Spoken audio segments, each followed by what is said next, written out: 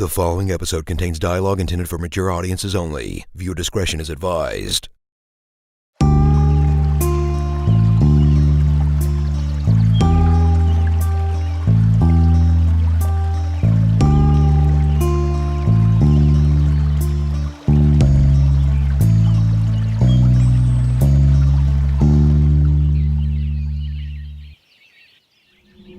Previously on the diary.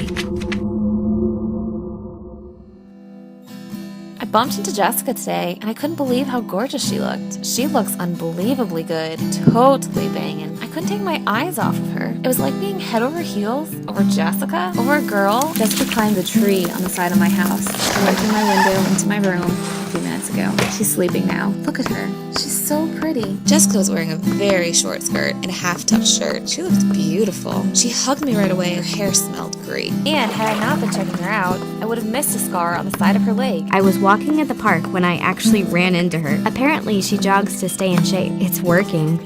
Focus! Although there is something completely relaxing about Jessica's voice, it rather gets my heart rate up. Oh my god! She knows that I kissed her! I love her so much. Too much, actually. Maybe I should dial it back a little. Jessica is awake again. She survived once more yet another attempt on her life. Right now, I am trying to make sure Jessica has enough reasons to smile all throughout the day. If one day goes by and I don't see her even genuinely vaguely smirk, I have failed. I brought her TV and Xbox and we've been gaming and owning 14-year-old boys online, watching stand-up on Netflix, catching up on the first 3 episodes of Mr. Robot. It's basically a girl cave in here. And of course, I've continued the grooming attentions I had with her before. I can't wait for the day when we can look back on this and laugh in bittersweet reminiscence. I really hope we get there someday.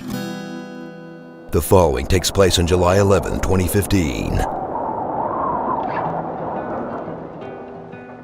Jessica, can I ask you a weird question? Sure. If someone gave you a compliment that was based purely on your physical appearance, would you be offended by it, or would it make your day?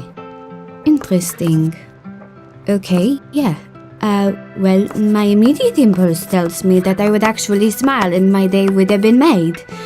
But then it feels like I am betraying the entire female population if I allow myself to be objectified like that. You know what I mean? But I guess it depends on the context. Like, if I just change the color of my hair and someone is appreciating it, that would be nice. But if it's some dude catcalling me on the street that I have never met, I'd probably take offense. Of course, it makes sense. Did someone say something to you? No, of course not. I was just asking. What? It's not impossible to think someone complimented you. I know. Sorry. And thanks. But I actually have another question for you. It's only going to get weirder, so if you want out, now's your chance. Well, the first one was a good question, so now I'm interested. Shoot. Okay, but please keep an open mind, okay? So, imagine you found out in a non-threatening way, non-sexual way, that someone fantasizes about you romantically. Would that be creepy good or creepy bad? There is no such thing as creepy good. Are you sure? What if it's someone that you also find attractive? Okay, I see your point. But, I mean, like, what, are they masturbating to my Instagram pictures or what? No, nothing like that, nothing that extreme, but what if they maybe enjoy sitting by themselves and just brainstorm different conversations or different scenarios between the two of you that would ultimately and most likely end up in the two of you making out. And sometimes if they made it happen too easily, they would rather backtrack and edit a few things here and there to make it seem more realistic. Even if that means that nothing ends up happening, because they know that's a very real possibility. Plus, deep down, they know they can always just make up another scenario and try again. And then maybe in their mind, you end up kissing this time, or maybe you don't, because what they really enjoy doing is the challenge of it all, of trying to make it happen with you. Only with you. Because they know that in real life they are so incredibly afraid to kiss you.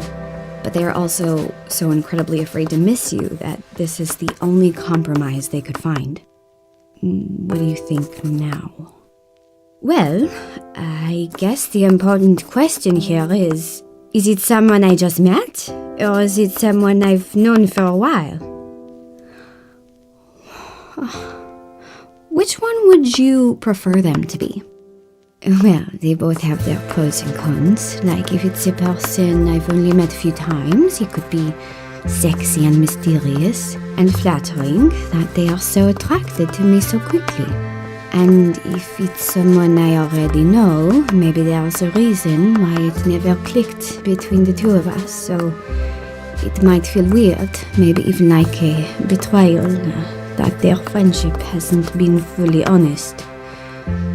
On the other hand, it could be crazy and dangerous if the new person already wants me this much from such few interactions. Could get out of hand if I don't really know them well. While if it's a person I already know and trust, maybe it is someone that I secretly feel similarly for, and realizing that the desire is mutual might be a long overdue and very refreshing surprise. Or who knows? Maybe I didn't already feel the same way, but just finding out that they feel this way about me could make them shine under a new light and make me look at them differently, like through a different glass. And maybe that new perspective feels like a breath of fresh air, sweeps me off my feet. Yeah, I think I feel the same way. Yep, I guess we both feel the same way. It's all wrong. Jessica has been raped. There is no way these opinions are accurate.